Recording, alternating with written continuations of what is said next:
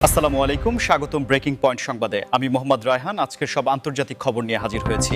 শুরুতেই জানিয়ে দিব সংবাদ শিরোনাম, তারপর বিস্তারিত।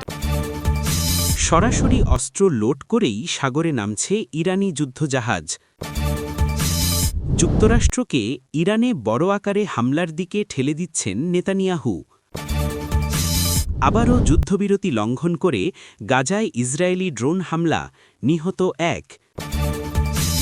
ইরানে সম্ভাব্য হামলার আগে বিধ্বংসী গ্রোলার যুদ্ধবিমান পাঠাল যুক্তরাষ্ট্র।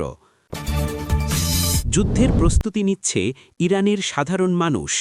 আপনি যদি ইসরায়েলের ধ্বংস চান এবং মুসলিমদের বিজয় চান, তাহলে ভিডিওটিতে একটি লাইক ও চ্যানেলটি সাবস্ক্রাইব করে যাবেন। আসসালামু আলাইকুম, স্বাগতম জানাচ্ছি ব্রেকিং পয়েন্ট সংবাদে। আমি মোহাম্মদ কিবরিয়া। এতক্ষণ শুনছিলেন সংবাদ শিরোনাম, এবার বিস্তারিত হয়। সরাসরি অস্ত্র লোড করেই সাগরে নামছে ইরানি যুদ্ধজাহাজ। এই খবরটি বর্তমানে আন্তর্জাতিক সামরিক বিশ্লেষকদের কপালে চিন্তার ভাঁজ ফেলেছে। কারণ মধ্যপ্রাচ্যের উত্তেজনা এখন আর কেবল কথার লড়াইতে সীমাবদ্ধ নেই, বরং তা সরাসরি রণপ্রস্তুতির দিকে মোড় নিচ্ছে এবং সাগরে ইরানি নৌবাহিনীর এই তৎপরতা একটি বড় সংঘাতের ইঙ্গিত দিচ্ছে। বিভিন্ন স্যাটেলাইট ইমেজ এবং গোয়েন্দা সূত্রে পাওয়া খবর অনুযায়ী ইরানের বন্দরগুলোতে যুদ্ধজাহাজগুলোতে নতুন করে মিসাইল এবং ভারী গোলাবারুদ লোড করা হচ্ছে, যা স্বাভাবিক টহল বা মহড়ার অংশ নয়, বরং কোনো নির্দিষ্ট এবং বড় ধরনের অপারেশনের প্রস্তুতি হিসেবেই দেখছেন বিশেষজ্ঞরা। বিশেষ করে হরমুজ প্রণালী, যা বিশ্বের তেল বাণিজ্যের অন্যতম প্রধান রুট, সেখানে ইরানের এই সামরিক উপস্থিতি পুরো বিশ্ব অর্থনীতির জন্যই একটি অশনি সংকেত হতে পারে। আপনারা জানেন যে ইরান তাদের নৌবাহিনীকে গত কয়েক বছরে ব্যাপকভাবে আধুনিকায়ন করেছে এবং তাদের কাছে এখন এমন সব স্পিডবোট ও ফ্রিগেট রয়েছে যা রাডারে ধরা কঠিন এবং খুব দ্রুত হামলা চালিয়ে সরে পড়তে সক্ষম। আর এখন যখন তারা প্রকাশ্যেই ভারী অস্ত্রশস্ত্র লোড করে সাগরে নামছে, তখন বোঝা যাচ্ছে তারা যুক্তরাষ্ট্র বা ইসরায়েলের যে কোনো নৌশক্তির মোকাবিলা করতে প্রস্তুত, অথবা তারা আগবাড়িয়ে কোনো কৌশলগত অবস্থান নিতে চাইছে। এই বিষয়টি নিয়ে পেন্টাগন থেকেও গভীর উদ্বেগ প্রকাশ করা হয়েছে, কারণ সাগরে ইরানি জাহাজের এই মুভমেন্ট যদি কোনোভাবে বাণিজ্যিক জাহাজের চলাচলে বাধা সৃষ্টি করে কিংবা পশ্চিমা যুদ্ধজাহাজগুলোর খুব কাছাকাছি চলে আসে, তবে যে কোনো মুহূর্তে বড় ধরনের বিস্ফোরণ ঘটতে পারে। আর এই বিষয়টি যে কতটা স্পর্শকাতর তা আপনারা সহজেই অনুমান করতে পারছেন। যুক্তরাষ্ট্রকে ইরানে বড় আকারে হামলার দিকে ঠেলে দিচ্ছেন নেতানিয়াহু। এই শিরোনামটি বর্তমান ভূ-রাজনীতির সবচেয়ে জটিল সমীকরণের দিকে আমাদের দৃষ্টি আকর্ষণ করছে, যেখানে ইসরায়েলের প্রধানমন্ত্রী বেঞ্জামিন নেতানিয়াহুর ভূমিকা নিয়ে ওয়াশিংটন এবং তেল আবিবের মধ্যে পর্দার আড়ালে চলছে তীব্র আলোচনা ও বিতর্ক। রাজনৈতিক পর্যবেক্ষকরা মনে করছেন নেতানিয়াহু বর্তমানে এমন এক পরিস্থিতির মধ্য দিয়ে যাচ্ছেন যেখানে নিজের রাজনৈতিক অস্তিত্ব রক্ষা এবং ইসরায়েলের নিরাপত্তা নিশ্চিত করতে তিনি যুক্তরাষ্ট্রকে সরাসরি ইরানের বিরুদ্ধে যুদ্ধে জড়াতে চাইছেন। কারণ ইসরায়েল একা ইরানের মতো বিশাল সামরিক শক্তির বিরুদ্ধে দীর্ঘমেয়াদী যুদ্ধে লিপ্ত হলে তা তাদের অর্থনীতির উপর যেমন চাপ সৃষ্টি করবে, তেমনি সামরিক দিক থেকেও তা হবে অত্যন্ত ঝুঁকিপূর্ণ। সাম্প্রতিক সময়ে আমরা দেখেছি যে বিভিন্ন লবিং এবং কূটনৈতিক চ্যানেলের মাধ্যমে নেতানিয়াহু বাইডেন প্রশাসনকে বোঝানোর চেষ্টা করছেন যে এখনই যদি ইরানের পারমাণবিক স্থাপনা বা সামরিক ঘাঁটিগুলোতে বড় ধরনের আঘাত না হানা হয়, তবে ভবিষ্যতে তা পশ্চিমা বিশ্বের জন্য বড় হুমকি হয়ে দাঁড়াবে। কিন্তু যুক্তরাষ্ট্র চাইছে না মধ্যপ্রাচ্যে আরেকটি পূর্ণাঙ্গ যুদ্ধে জড়াতে, বিশেষ করে যখন সামনে তাদের নিজস্ব নির্বাচন এবং ইউক্রেন সংকট নিয়ে তারা ব্যস্ত। তবুও নেতানিয়াহুর এই চাপ প্রয়োগের কৌশল বা প্রেশার গেম অত্যন্ত জোরালো। তিনি বারবার প্রমাণ করার চেষ্টা করছেন যে কূটনৈতিক আলোচনার দিন শেষ এবং এখন কেবল সামরিক ভাষাই ইরানকে থামাতে পারে, যা হোয়াইট হাউসের অনেক নীতি নির্ধারককে দ্বিধায় ফেলে দিচ্ছে। আপনারা যারা নিয়মিত আমাদের ভিডিও দেখেন তারা জানেন যে আমেরিকা এবং ইসরায়েলের সম্পর্ক অত্যন্ত গভীর হলেও যুদ্ধের প্রশ্নে আমেরিকার নিজস্ব কিছু স্বার্থ থাকে। কিন্তু নেতানিয়াহু যেভাবে পরিস্থিতিকে পয়েন্ট অফ নো রিটার্নের দিকে নিয়ে যাচ্ছেন, তাতে অনেক বিশ্লেষক আশঙ্কা করছেন যে শেষ পর্যন্ত হয়তো আমেরিকা আবারও যুদ্ধবিরতি লঙ্ঘন করে গাজায় ইসরায়েলি ড্রোন হামলা, নিহত এক। এই খবরটি আবারও প্রমাণ করল যে গাজায় শান্তি বা স্থিতিশীলতা কতটা ঠুনকো এবং যুদ্ধবিরতির চুক্তিগুলো আসলে কাগজের কলমেই সীমাবদ্ধ থাকছে। বাস্তবে এর প্রতিফলন খুব কমই দেখা যাচ্ছে। গাজার বিধ্বস্ত জনপদে যখন মানুষ একটু স্বস্তির নিঃশ্বাস ফেলার চেষ্টা করছিল, ঠিক তখনই আকাশ থেকে নেমে আসা ইসরায়েলি ড্রোন হামলায় আবারও ঝরল রক্ত।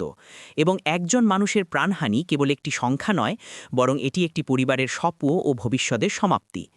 প্রত্যক্ষদর্শীদের মতে হামলার সময় কোনো ধরনের সতর্কতা সংকেত ছিল না এবং ড্রোনটি অত্যন্ত নিখুঁতভাবে তার টার্গেটে আঘাত হানে, যা থেকে বোঝা যায় ইসরায়েলি সার্ভিলেন্স বা নজরদারি ব্যবস্থা এখনও গাজার প্রতিটি ইঞ্চিতে সক্রিয় রয়েছে এবং তারা যুদ্ধবিরতির মধ্যেও তাদের তালিকা অনুযায়ী অপারেশন চালিয়ে যাচ্ছে। এই ধরনের ঘটনা যুদ্ধবিরতির আলোচনাকে প্রশ্নের মুখে ফেলে দেয় এবং মধ্যস্থতাকারী দেশগুলোর প্রচেষ্টাকে ব্যর্থ করে দেয়, কারণ যখনই শান্তির সম্ভাবনা তৈরি হয় তখনই এমন একটি হামলা আবার উত্তাপ বাড়িয়ে দেয় এবং ফিলিস্তিনিদের মনে ক্ষোভের আগুন জ্বালিয়ে দেয়। আপনারা হয়তো ভাবছেন কেন বারবার এমনটা হচ্ছে। আসলে সামরিক বিশ্লেষকরা বলেন, ড্রোন প্রযুক্তির ব্যবহারের কারণে এখন হামলা চালানো অনেক সহজ হয়ে গেছে এবং এর জন্য বড় কোনো সৈন্য সমাবেশের প্রয়োজন হয় না। ফলে সিদ্ধান্ত নেওয়া এবং হামলা করা মুহূর্তের ব্যাপার হয়ে দাঁড়িয়েছে। এই হামলায় নিহতের ঘটনা গাজার সাধারণ মানুষের মধ্যে নতুন করে আতঙ্ক তৈরি করেছে। যারা ইতিমধ্যেই ঘরবাড়ি হারিয়ে মানবেতর জীবনযাপন করছে, তাদের কাছে এখন খোলা আকাশ মানেই মৃত্যুর হাতছানি। আন্তর্জাতিক মানবাধিকার সংস্থাগুলো বারবার এই ধরনের বিচার বহির্ভূত হামলার নিন্দা জানালেও মাঠের চিত্রে কোনো পরিবর্তন আসছে না। প্রতিটি ড্রোন হামলা কেবল একটি প্রাণী কেড়ে নেয় না, বরং এটি শান্তি প্রক্রিয়ার উপর মানুষের বিশ্বাসকেও হত্যা করে। এবং এই সর্বশেষ ঘটনাটি আবারও দেখিয়ে দিল যে গাজায় জীবনের নিরাপত্তা বর্তমানে শূন্যের কোঠায়। ইরানের সম্ভাব্য হামলার আগে বিধ্বংসী গ্রাউলার যুদ্ধবিমান পাঠাল যুক্তরাষ্ট্র। এই খবরটি সামরিক প্রযুক্তির দিক থেকে অত্যন্ত গুরুত্বপূর্ণ, কারণ AA-18G গ্রাউলার কোনো সাধারণ যুদ্ধবিমান নয়। এটি হল ইলেকট্রনিক ওয়ারফেয়ার বা বৈদ্যুতিক যুদ্ধ কৌশলের এক অজেয় হাতিয়ার, যা প্রতিপক্ষের আকাশ প্রতিরক্ষা ব্যবস্থাকে সম্পূর্ণ অকেজো বা অন্ধ করে দিতে সক্ষম। যুক্তরাষ্ট্র যখন মধ্যপ্রাচ্যের ঘাঁটিতে এই গ্রাউলার বিমান মোতায়েন করে, তখন বুঝে নিতে হবে তারা প্রতিপক্ষের, বিশেষ করে ইরানের রাডার এবং অ্যান্টি এয়ারক্রাফট মিসাইল সিস্টেম নিয়ে যথেষ্ট চিন্তিত এবং তারা কোনো ঝুঁকি নিতে চাইছে না। গ্রাউলার বিমানের কাজ হল শত্রুর রাডার জ্যাম করে দেওয়া, অর্থাৎ ইরানের আকাশসীমায় যদি কোনো মার্কিন বিমান প্রবেশ করে, তবে ইরানের রাডার যাতে তা দেখতে না পায় বা মিসাইল লক করতে না পারে, সেই কাজটিই করে থাকে এই গ্রাউলার, যা আধুনিক যুদ্ধের এক গেম চেঞ্জার হিসেবে পরিচিত। সমরবিদরা বলছেন, কোনো দেশে সরাসরি বোমা হামলার আগে বা বড় ধরনের বিমান অভিযানের আগে সাধারণত এই ধরনের ইলেকট্রনিক জ্যামার বিমান পাঠানো হয়, যাতে মূল আক্রমণকারী বোমারু বিমানগুলো নিরাপদে তাদের মিশন শেষ করতে পারে। তাই গ্রাউলারের আগমন মানেই হল পেন্টাগন খুব সিরিয়াসলি কোনো স্ট্রাইক প্যাকেজ সাজাচ্ছে। আপনারা যারা টেকনোলজি এবং মিলিটারি নিউজ পছন্দ করেন, তারা জানেন যে ইরানের কাছে রাশিয়ার তৈরি S-300 বা S-400-এর মতো শক্তিশালী এয়ার ডিফেন্স সিস্টেম থাকার কথা শোনা যায়, আর এই সিস্টেমগুলোকে ফাঁকি দেওয়া সাধারণ বিমানের পক্ষে অসম্ভব। তাই যুক্তরাষ্ট্র তাদের তুরুপের তাস হিসেবে এই গ্রাউলারগুলোকে মাঠে নামিয়েছে। আপনাদের অনুরোধ করব, চ্যানেলটি সাবস্ক্রাইব করে বেল আইকনটি চেটে দিন, যাতে এমন সব বিশ্লেষণ মিস না করেন। এই গ্রাউলার বিমানের উপস্থিতি ইরানের সামরিক কমান্ডের জন্য একটি বড় চ্যালেঞ্জ, কারণ তাদের এখন এমন কৌশল বের করতে হবে যাতে জ্যামিংয়ের মধ্যেও তারা তাদের আকাশসীমা রক্ষা করতে পারে। যুদ্ধের প্রস্তুতি নিচ্ছে ইরানের সাধারণ মানুষ। শেষ শিরোনামটি আমাদের নিয়ে যায় ভূরাজনীতির জটিল সমীকরণ থেকে সাধারণ মানুষের ড্রয়িং রুমে এবং বাজারের অলিগলিতে, যেখানে যুদ্ধের দামামা শোনার পর থেকেই ইরানের সাধারণ নাগরিকদের দৈনন্দিন জীবনে এক বিশাল পরিবর্তন লক্ষ্য করা যাচ্ছে। আন্তর্জাতিক মিডিয়ায় যুদ্ধের খবর যতটা ফলাও করে প্রচার হয়, তার চেয়ে অনেক বেশি প্রভাব পড়ে সাধারণ মানুষের মনস্তত্ত্বে।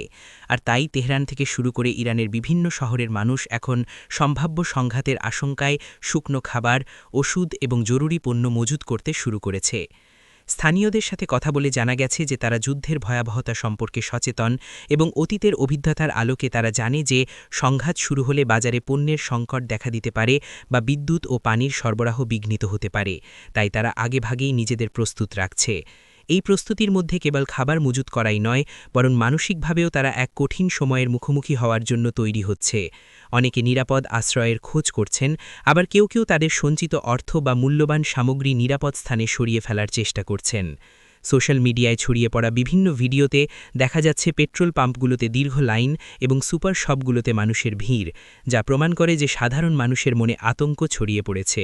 যদিও সরকারিভাবে বারবার বলা হচ্ছে পরিস্থিতি নিয়ন্ত্রণে আছে এবং ভয়ের কিছু নেই, কিন্তু জনগণ জানে যে রাজনীতি আর বাস্তবতার মধ্যে অনেক ফারাক থাকে, তাই তারা নিজেদের এবং পরিবারের সুরক্ষাকেই এখন অগ্রাধিকার দিচ্ছে।